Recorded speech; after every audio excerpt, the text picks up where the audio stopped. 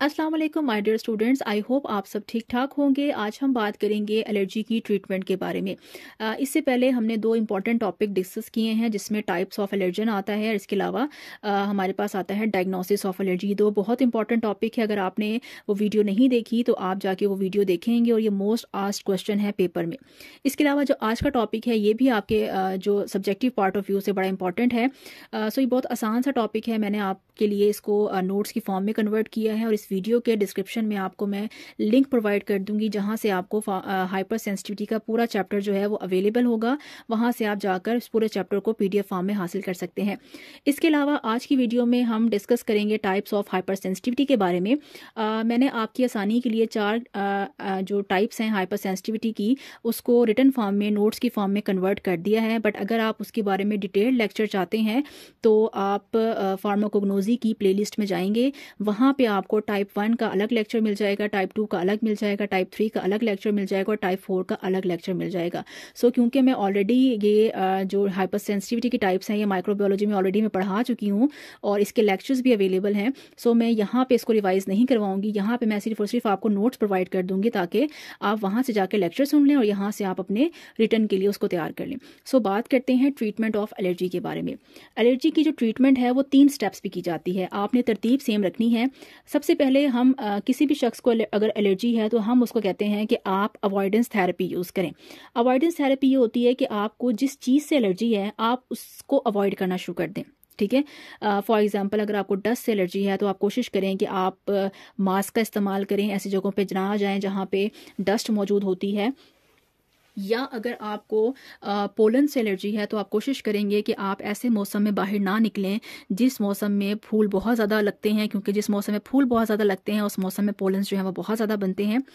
इसी तरह से अगर किसी भी इंसान को जो है वो कुछ ख़ास किस्म के पेट से एलर्जी है, यानी कि जानवरों से एलर्जी है जिनकी बॉडी के ऊपर मुख्तलिफ तरह के बाल होते हैं, तो आप कोशिश करेंगे कि अपने आप को उस तरह के पेट से दूर रखें।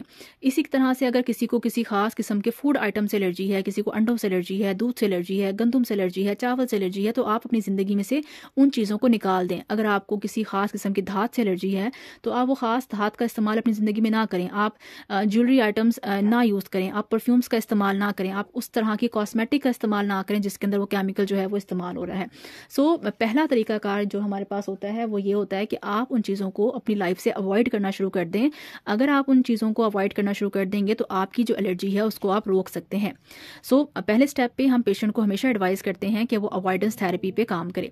अगर वो बहुत सारे पेशेंट ऐसे होते हैं जो उस चीज़ का इस्तेमाल अपनी ज़िंदगी से निकाल देते हैं, बट अगर एक बंदा आपके पास आया है और उसको एलर्जी हुई हुई है तो उस कंडीशन में हम उसको ये नहीं कह सकते कि आप अवॉइडेंस थेरेपी यूज़ करें। अवॉइडेंस थेरेपी यूज़ करके वो अगली दफ़ा तो उस एलर्जी से बच सकता है, लेकिन अभी जो उसको एलर्जी है उस एलर्जी को ख़त्म करने के लिए आपको उसको दवाइयाँ देनी पड़ेंगी। सो जब आप मेडिसिन के ज़रिए से इलाज करते हैं तो उसको हम कहते हैं फार्मेकोथेरेपी। ठीक है। और अगर पेशेंट जो है वो बहुत ज़्यादा एलर्जिक हो और उसको दवाइयाँ देने से भी कई साल वो दवाइयाँ इस्तेमाल करता रहा हो लेकिन उसके बावजूद भी उसकी एलर्जी कंट्रोल में ना आ रही हो तो फिर हम उसको इम्यूनोथेरेपी पे लेकर जाते हैं।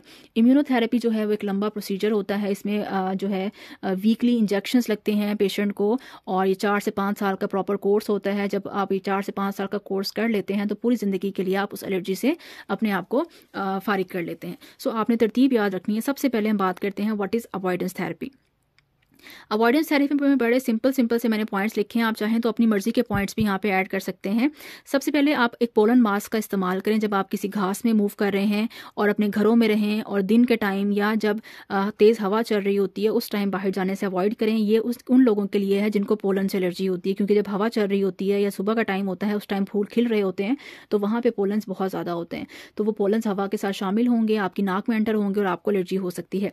If you have food allergy, अगर आपको फूड एलर्जी है तो आप कोशिश करें कि जो भी आप फूड खरीदते हैं जो कि बनी बनाई कैंड फूड होती हैं तो उसके इंग्रेडिएंट्स आप अच्छे से पढ़ लें। अगर उसके अंदर अंडों का इस्तेमाल है, दही का इस्तेमाल है या कोई भी ऐसी चीज़ जिससे आपको एलर्जी है तो उस फूड को आप ना खरीदें। अपने घरों के अंदर एयर कंडीशनर्स का इस्तेमाल करें और अपने दरवाज़ों को खिड़कियों को बंद रखें ताकि हवा जो है वो आपके घर के अंदर एंटर ना हो और आपको जो है वो एलर्जी ना हो। Change the woollen blankets and the pillows to the cotton. अगर आपके घरों में जो कंबल हैं और तकिए हैं वो वूल के बने हुए हैं, मोटे हैं, तो उसकी जगह आप कॉटन के कपड़ों का इस्तेमाल करें, क्योंकि कॉटन के कपड़ों को वॉश करना भी आसान होता है और उसके अंदर जरासीम जो है वो ज़्यादा देर तक स्टे नहीं करते। इसके साथ साथ अपने ब्लैंकेट्स को और अपनी बेड शीट्स को गर्म पानी से जो है वो अच्छे से वॉश करें। गर्म पानी जो है उससे बहुत सारे जरासीम जो है वो मर जाते हैं। घरों के अंदर से कारपेट्स को निकाल दें, क्योंकि कारपेट्स जो है उसको आप जितना मर्जी साफ़ कर लें, उसकी ठीक से क्लीनिंग जो है वो नहीं होती, उसके अंदर जरासीम जो है वो मौजूद रह जाते हैं, मिट्टी मौजूद रह जाती है। तो जिन घरों में बच्चे होते हैं या वो लोग जिनको एलर्जी होती है, उनके घरों में कारपेट्स बिल्कुल भी नहीं होने चाहिए। Do not allow pets in the house. अगर आपको किसी पालतू जानवर से एलर्जी है, उसके बालों से एलर्जी है, उसके फर से एलर्जी है, तो कोशिश करें अपने घरों में इस तरह के पालतू जानवर आप ना रखें। Keep Windows and door close during the pollination season. जिस मौसम में फूलों के ऊपर जरदाने बन रहे होते हैं, पोलन्स बन रहे होते हैं, उन दौरान अपने घरों के दरवाजे और खिड़कियों को बंद रखें ताकि हवा के जरिए से वो पोलन्स आपके घर के अंदर एंटर ना हो। So this is called avoidance therapy. अगर अवॉइडेंस थेरेपी फेल हो गई है और अवॉइडेंस थेरेपी के बावजूद अगर किसी पेशेंट को एलर्जी हो गई है, तो फिर हम उसकी क्या करते हैं, हम उसकी फार्माकोथेरेपी करते हैं। फार्माकोथेरेपी में हम दो तरह की मेडिसिन का इस्तेमाल करते हैं। बेसिकली जो हमें एलर्जी होती है उसकी बेसिक रीज़न क्या होती है, उसकी बेसिक रीज़न ये होती है कि हमारी बॉडी के अंदर एक ख़ास किस्म के सेल्स होते हैं जिनको हम मास्ट सेल्स कहते हैं। वो जो मास्ट सेल्स हैं उनके अंदर एलर्जी पैदा करने वाले केमिकल्स होते हैं। उन केमिकल्स को हम इन्फ्लेमेटरी मीडिएटर्स कहते हैं या एलर्जी पैदा करने वाले केमिकल्स कहते हैं। अब नॉर्मल हालत में जो मास्ट सेल्स होते हैं, हर जानदार की बॉडी में मास्ट सेल भी हैं और उसके अंदर ये एलर्जी पैदा करने वाले केमिकल्स भी मौजूद हैं। लेकिन फिर अगर ये तमाम जानदारों की बॉडी में मौजूद हैं तो फिर तो हमें 24 घंटे एलर्जी होनी चाहिए, लेकिन हमें एलर्जी नहीं होती। ऐसा क्यों होता है? क्योंकि जो हमारे मास्ट सेल्स हैं उनकी जो सरफेस है उसके ऊपर मेम्ब्रेन होती है। यानी अगर ये सपोज करें एक सेल है तो इस सेल की जो सरफेस है उसके ऊपर मेम्ब्रेन होगी और उस मेम्ब्रेन के अंदर हमारे पास मास्ट सेल्स होंगी। यहाँ मैं आपको ड्रॉ भी करके दिखाती हूँ कि ये सपोज करें हमारे पास क्या चीज़ है, मास्ट सेल है। इस मास्ट सेल के अंदर जो है हमारे पास क्या मौजूद होता है, इसके अंदर हमारे पास एलर्जी पैदा करने वाले केमिकल्स मौजूद होते हैं। लेकिन नॉर्मल हालत में इस मास्ट सेल के ऊपर ही मेम्ब्रेन होती है जिसकी वजह से सारे के सारे केमिकल्स अंदर महफूज रहते हैं और बॉडी में बाहर खारिज नहीं होते और हमें एलर्जी नहीं होती। बट अगर बाहर से कोई भी फॉरेन पार्टिकल आता है, कोई भी जरासीम आता है, कोई भी एंटीजन आता है, कोई भी एलर्जन आता है और वो आके हमारे मास्ट सेल की मेम्ब्रेन को तोड़ देता है, जब ये मेम्ब्रेन टूटती है तो इसमें सुराख हो जाता है। जब सुराख हो जाता है तो इसके अंदर से जो एलर्जी पैदा करने वाले केमिकल्स हैं जिनको हम इन्फ्लेमेटरी मीडिएटर्स कहते हैं वो रिलीज होते हैं, वो ब्लड में आते हैं, बॉडी में आते हैं और जहाँ जहाँ वो केमिकल्स जाते हैं उनमें हमें वहाँ पे एलर्जी होना शुरू हो जाती है। अब इन इन्फ्लेमेटरी मीडिएटर्स के कुछ नाम होते हैं। इनके नाम होते हैं histamine, bradykinin, prostaglandins, interleukin 1, interleukins 2, interferons. ये सारे के सारे आपको मिल जाएंगे अगर आप टाइप 1 हाइपर सेंसिटिविटी का टॉपिक जाके देखेंगे। मैं लिंक जो है वो डिस्क्रिप्शन में लगा दूंगी, वहां से जाके आप चारों टाइप्स ऑफ हाइपर सेंसिटिविटी जो है वो स्टडी कर सकते हैं। अगर आपने मास्ट सेल को स्टडी करना है तो उसके लिए आपको टाइप 1 हाइपर सेंसिटिविटी को डिटेल में देखना होगा। सो जब हिस्टामिन हमारी बॉडी में आता है या ल्यूकोट्राइन हमारी बॉडी में आता है तो हमारी बॉडी में एलर्जी होना शुरू हो जाती है। अब हम क्या करते हैं, हम ऐसी मेडिसिन बनाते हैं जो कि जाके हमारी बॉडी के अंदर मौजूद हिस्टामिन को ख़त्म कर दे, या ऐसी दवाइयाँ बनाते हैं जो हमारी बॉडी के अंदर जाके ल्यूकोट्राइन को ख़त्म कर दे, या हम ऐसी दवाइयाँ बनाते हैं जो कि जाके हमारी बॉडी के अंदर इंटरफेरॉन्स को या प्रोस्टाग्लैंडिन्स को तबाह कर दे ताकि ये केमिकल्स हमारी बॉडी में एलर्जी पैदा ना कर सकें। सो जो पहली ड्रग आपके पास आती है, ये जो पहली क्लास आपके पास दवाई की आती है उसको हम कहते हैं एंटी हिस्टामिन्स। ये सबसे ज़्यादा इस्तेमाल की जाती हैं। एंटी हिस्टामिन्स क्या होती हैं? सबसे पहले वो आपको बताता है कि हिस्टामिन एक एलर्जी पैदा करने वाला केमिकल है। ये ड्रग जो है वो किसको ब्लॉक करती हैं? एलर्जी पैदा करने वाले केमिकल यानी कि हिस्टामिन के काम करने की सलाहियत को ये दवाइयाँ ख़त्म करती हैं। अब हमारे पास जो हिस्टामिन्स है ना, ये दो तरह की होती हैं। एक को हम कहते हैं first generation anti histaminic. Anti ज़रूर लिखना है आपने क्योंकि किसके खिलाफ है? हिस्टामिन के खिलाफ है। ऐसी दवाइयाँ जो हिस्टामिन के खिलाफ काम करती हैं, हिस्टामिन को रिएक्शन पैदा करने से, एलर्जी पैदा करने से रोकती हैं, उनको एंटी हिस्टामिनिक कहते हैं। और दूसरी हमारे पास आती है सेकेंड जनरेशन एंटी हिस्टामिनिक। बस फ़र्क ये है कि जो फर्स्ट जनरेशन है वो पुरानी है और जो सेकेंड जनरेशन है वो लेटेस्ट टाइप है हिस्टामिन की, यानी कि जो पुराने वक्तों में हिस्टामिन बनाई गई थी उसको आप कहते हैं फर्स्ट जनरेशन, और जो अब आजकल हिस्टामिन चल रही है उसको हम कहते हैं सेकेंड जनरेशन। इसके अलावा अगर कोई ऐसी ड्रग मार्केट में आ जाएगी जो बिल्कुल लेटेस्ट होगी तो उसको हम थर्ड जनरेशन कह सकते हैं। तो आपको ये डिफरेंस आना चाहिए कि first generation, second generation, third generation क्या होती है। जैसे जैसे जनरेशन आगे की तरफ बढ़ती जा रही है वो ड्रग क्या होती जा रही है? लेटेस्ट या न्यू होती जा रही है। फर्स्ट जनरेशन में आपके पास दो ड्रग्स आती हैं, एक का नाम है डाइफेनहाइड्रामीन और दूसरे का नाम है क्लोरफेनारामीन।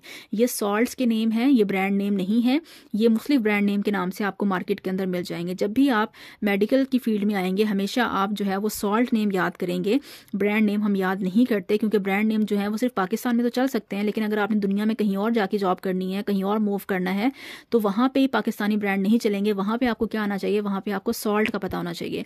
सो एक अच्छा फार्मासिस्ट या फार्मेसी टेक्नीशियन वही होता है जिसको ये पता हो कि इस ड्रग के अंदर कौन सा सॉल्ट मौजूद है। सो आपसे वो एमसीक्यू में पूछ सकता है कि which of the following is a first generation antihistaminic, तो ये दोनों जो है वो फर्स्ट जनरेशन एंटीहिस्टामिनिक में आते हैं। देन हम बात करते हैं कि second generation anti histaminic drug कौन सी होती हैं जो कि लेटेस्ट मार्केट में आई हैं, जिसमें आपके पास 2 ड्रग्स आती हैं, बल्कि 3 ड्रग्स आती हैं। एक है सिट्रीजिन, एक है फेक्सोफेनाडिन। ये मार्केट में बहुत ज़्यादा अवेलेबल है, फेक्सडी के नाम से ये आपको मिल जाती है। इसके अलावा जो बिल्कुल लेटेस्ट स्टार मार्केट में आया है उसको हम कहते हैं लोरेटिडिन। ये मार्केट में न्यू आया है, ये नेजल स्प्रे की शक्ल में मौजूद होता है और ये सिर्फ और सिर्फ प्रिस्क्रिप्शन से मिलता है। अगर आपके पास डॉक्टर की प्रिस्क्रिप्शन है तो ही आपको ये सॉल्ट मिलता है, अदरवाइज इस सॉल्ट को आप बगैर डॉक्टर की प्रिस्क्रिप्शन के जो है पेशेंट को नहीं दे सकते, क्योंकि ये इलीगल है, यानी कि विदाउट प्रिस्क्रिप्शन ये इलीगल है। इसके अलावा जो हमारे पास सेकंड क्लास आती है, जिसके जो दूसरी दवाई हमारे पास आती है उसको हम कहते हैं ल्यूकोट्राइन इनहिबिटर, यानी कि ऐसी दवाइयां जो जाके ल्यूकोट्राइन नामी केमिकल जो कि एलर्जी पैदा करने वाला केमिकल है उसके इफेक्ट को खत्म कर देती हैं, उनको हम ल्यूकोट्राइन इनहिबिटर कहते हैं। इनहिबिट मीन रोकने वाला, ऐसी दवाई जो कि ल्यूकोट्राइन के इफेक्ट को कम कर देगी, रोक देगी, उसको हम ल्यूकोट्राइन इनहिबिटर कहेंगे। इसमें आपके पास जो ड्रग आती है वो है मोंटिलो कास्ट। तो आपने ये तमाम ड्रग्स के नेम याद रखने हैं, आपको पता होना चाहिए मोंटिलो कास्ट एंटी हिस्टामिनिक है या ल्यूकोट्राइन इनहिबिटर है। आपको पता होना चाहिए कि फर्स्ट जनरेशन एंटी हिस्टामिनिक में कौन सी ड्रग्स आती हैं, सेकंड जनरेशन एंटी हिस्टामिनिक में कौन कौन सी ड्रग्स आती हैं। फिर हमारे पास आता है कि अगर एक पेशेंट जो है वो हमारे पास अवॉइडेंस थेरेपी से भी ठीक नहीं हो रहा, इसके साथ साथ आपने उसके ऊपर जो है वो फार्माकोथेरेपी भी करके देख ली है, उससे भी वो पेशेंट ठीक नहीं हो रहा, तो हमारे पास जो लास्ट ऑप्शन बचता है वो बचता है इम्यूनोथेरेपी।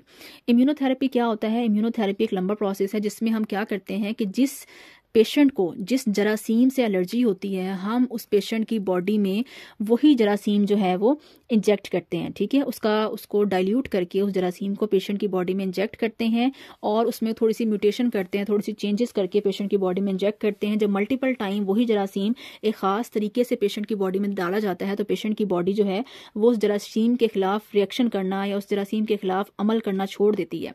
सो जब अवॉइडेंस और मेडिकेशन फेल हो जाती है तो डॉक्टर सजेस्ट करते हैं कि आप इम्यूनोथेरेपी का इस्तेमाल करें।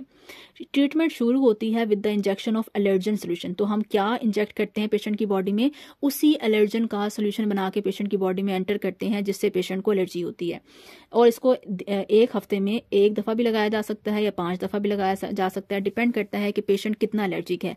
अगर वो ज़्यादा एलर्जिक है तो उसको हफ्ते में 5 इंजेक्शन लग सकते हैं, अगर वो कम एलर्जिक है तो उसको हफ्ते में 1 इंजेक्शन भी लग सकता है। और उसके साथ साथ हम जो एलर्जन की जो डोज है, यानी पहले छोटा इंजेक्शन लगाते हैं, एक महीने के बाद इंजेक्शन की मिकदार बढ़ा देते हैं, उसके बाद 2 महीने बाद मिकदार मजीद बढ़ा देते हैं, क्योंकि डायरेक्टली एकदम से हम पेशेंट की बॉडी में बहुत ज़्यादा स्ट्रॉन्ग जरासीम एंटर नहीं कर सकते, हो सकता है पेशेंट की बॉडी उसको बेयर ना करे। तो बतदरीज हम क्या करते हैं, जो एलर्जन की मिकदार है उसको बढ़ाते जाते हैं पेशेंट की बॉडी में, और तकरीबन 3 से 4 साल तक हम यही प्रोसेस रिपीट करते रहते हैं। और उसके बाद पेशेंट की बॉडी जो है वो उस जरासीम को या उस एलर्जन को अपना दुश्मन नहीं समझती, उसके खिलाफ रिएक्शन करना छोड़ देती है और पेशेंट जो है वो इस चीज़ से फ्री हो जाता है।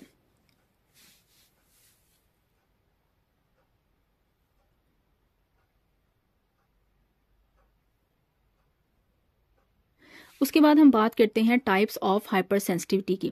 टाइप्स ऑफ हाइपर सेंसिटिविटी में से मैं सिर्फ आपको इंट्रोडक्शन कराऊंगी, क्योंकि डिटेल जो है वो आपको वीडियो के डिस्क्रिप्शन में लिंक्स मिल जाएंगे।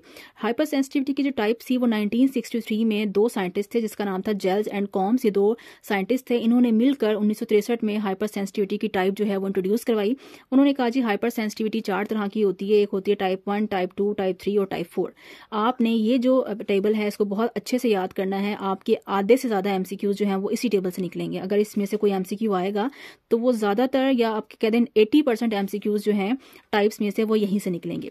टाइप 1 का दूसरा नाम होता है इमीडिएट हाइपर सेंसिटिविटी। इसको इमीडिएट इसलिए कहते हैं कि जैसे ही जरासीम दाखिल होता है फौरी तौर पर बॉडी जो है वो सिम्टम्स या अलामात शो कर देती है, इसलिए इसको हम इमीडिएट हाइपर सेंसिटिविटी कहते हैं। इसमें कौन सी एंटीबॉडी बनती है? हमारी बॉडी के अंदर एंटीबॉडी ई बनती है। और जब हमें टाइप 1 हाइपर सेंसिटिविटी या टाइप 1 रिएक्शंस होते हैं तो उससे हमारी बॉडी में कौन कौन सी बीमारियां बीमारियां हो सकती हैं, हमें एनाफाइलैक्सिस हो सकता है। एनाफाइलैक्सिस का मतलब है बॉडी के अंदर इतने ज़्यादा इचिंग होती है, रैशेज होते हैं कि बॉडी का जो ब्लड प्रेशर है वो बहुत ज़्यादा डाउन हो जाता है और पेशेंट बेहोश भी हो सकता है। इसके अलावा पेशेंट को एस्थमा हो सकता है। इसके अलावा पेशेंट जो है वो हे फीवर या एलर्जिक रिनाइटिस, जो कि नोज का एक इन्फेक्शन है, हमने लास्ट वीडियो में पढ़ा था। हमारी जो नाक है उसके अंदर उसकी जो म्यूकस मेम्ब्रेन है या जो अंदरूनी दीवार है उसके अंदर स्वेलिंग होना शुरू हो जाती है। सो आपने ये सारे की सारी बातें MCQs के हवाले से याद रखनी है। वो आपको कोई एक एग्जाम्पल देके पूछ लेगा कि एस्थमा जो है वो किस टाइप की एग्जाम्पल में आता है, 1 में, 2 में, 3 में, 4 में, तो आपको पता होना चाहिए। वो आपसे पूछ लेगा कि एंटीबॉडी ई जो है वो किस टाइप ऑफ हाइपर सेंसिटिविटी में बनती है, तो पता होना चाहिए कि वो टाइप 1 में बनती है। टाइप 2 को हम कहते हैं एंटीबॉडी डिपेंडेंट साइटोटॉक्सिसिटी। इसमें हमारी बॉडी जो है वो 2 तरह की एंटीबॉडीज़ बनाती है। इसको IgG कहते हैं और IgM कहते हैं। इसमें हमारे पास 2 बीमारियां आती हैं, एरिथ्रोब्लास्टोसिस फेटालिस, ये ब्लड ग्रुप की वजह से बीमारी होती है। माँ और बच्चे का ब्लड ग्रुप अगर डिफरेंट हो तो ड्यूरिंग प्रेगनेंसी मदर की बॉडी जो है वो बच्चे की बॉडी को नुकसान पहुंचा सकती है। उसको हम एरिथ्रोब्लास्टोसिस फेटालिस या हीमोलिटिक डिजीज ऑफ न्यूबॉर्न भी कहते हैं। इसके ऊपर भी एक पूरा लेक्चर मौजूद है। फिर आता है मिस्थेनिया ग्रेविस। ये मसल्स अगर वीक हो जाएं तो उसको हम मिस्थेनिया ग्रेविस कहते हैं। पता होना चाहिए कि 2 बीमारियां कब होती हैं, जब हमें टाइप 2 हाइपर सेंसिटिविटी होती है। टाइप 3 हाइपर सेंसिटिविटी को हम इम्यून कम्प्लेक्स डिसऑर्डर भी कहते हैं। इम्यून कम्प्लेक्स डिसऑर्डर जो है जब टाइप 3 हाइपर सेंसिटिविटी होती है तो हमारी बॉडी जो है वो IgG बनाती है, यानी कि एंटीबॉडी G बनाती है, और इसकी वजह से हमारी बॉडी में जो बीमारी पैदा होती है उसको हम सीरम सिकनेस कहते हैं। सीरम सिकनेस से मुराद है कि सम टाइम ऐसा होता है कि हम किसी भी पेशेंट की बॉडी में सीरम की कमी हो जाती है, यानी प्लाज्मा की, ब्लड की कमी हो जाती है। तो हम क्या करते हैं कि किसी भी दूसरे जानदार की बॉडी से उस सीरम को निकालते हैं और पेशेंट की बॉडी में डालते हैं। तो वो सीरम जो हमने दूसरे पेशेंट की बॉडी से निकाला था, जब हम उसे पहले पेशेंट की बॉडी में डालते हैं तो सम टाइम उस पहले पेशेंट की बॉडी जो है वो सीरम को एक्सेप्ट नहीं करती और उसके खिलाफ वो रिएक्शन पैदा करना शुरू कर देती है। तो इसको हम कहते हैं सीरम सिकनेस। देन हमारे पास आता है टाइप 4 हाइपर सेंसिटिविटी, जिसको हम डिलेड हाइपर सेंसिटिविटी या सेल मीडिएटेड हाइपर सेंसिटिविटी कहते हैं। आपने याद रखना है 3 हाइपर सेंसिटिविटीज ऐसी हैं जिसमें आपके पास एंटीबॉडीज इन्वॉल्व हैं। एक हाइपर सेंसिटिविटी रिएक्शन ऐसा है जिसमें कोई एंटीबॉडी इन्वॉल्व नहीं है। उसमें क्या इन्वॉल्व है, उसमें T सेल्स इन्वॉल्व होते हैं। ठीक है, T सेल्स क्या है, ये व्हाइट ब्लड सेल्स की एक टाइप है। इस टाइप 4 हाइपर सेंसिटिविटी को डिलेड इसलिए कहते हैं क्योंकि इसमें हमारी बॉडी में जब केमिकल रिएक्शन होता है तो अलामात फौरी तौर पर जाहिर नहीं होती, उसमें काफ़ी टाइम लगता है, 24 से 48 घंटे भी लग सकते हैं। इसलिए हम इसको डिलेड हाइपर सेंसिटिविटी कहते हैं और इसमें एंटीबॉडी इन्वॉल्व नहीं होती। कॉन्टैक्ट डर्माटाइटिस, अगर हमारी स्किन के ऊपर कोई इन्फेक्शन हो रहा है तो वो टाइप 4 की वजह से होता है। Type 1 diabetes, sugar type 4 hyper sensitivity में आती है। और मल्टीपल स्क्लेरोसिस, ये ब्रेन की बीमारी है जिसमें हमारे ब्रेन के जो न्यूरॉन्स होते हैं उनकी गिर्द एक कवरिंग होती है जिसको हम माइलिन शीथ कहते हैं। वो कवरिंग कमजोर हो जाती है जिसकी वजह से हमारे ब्रेन जो है वो प्रॉपर मैसेज कन्वे नहीं कर पाते। तो वो भी कब होता है, जब हमारे पास टाइप 4 हाइपर सेंसिटिविटी होती है। सो आई होप ये लेक्चर आपको पसंद आया होगा। इस ईच हाइपर सेंसिटिविटी को मैंने एक पेज पे आगे एक्सप्लेन भी किया है, डायग्राम्स भी हैं, आप वहां से इसको याद कर लेंगे। अगर उसमें आपको कहीं पे कोई इशू आ रहा हो तो आप मुझसे पूछ लेंगे। आई होप आपने इस वीडियो से बहुत कुछ सीखा होगा। वीडियो आपको पसंद आई है तो प्लीज़ वीडियो को लाइक करें, चैनल को सब्सक्राइब करें और इसको अपने फ्रेंड्स के साथ ज़रूर शेयर करें। मिलते हैं नेक्स्ट वीडियो के साथ। Thank you so much. Allah हाफिज़।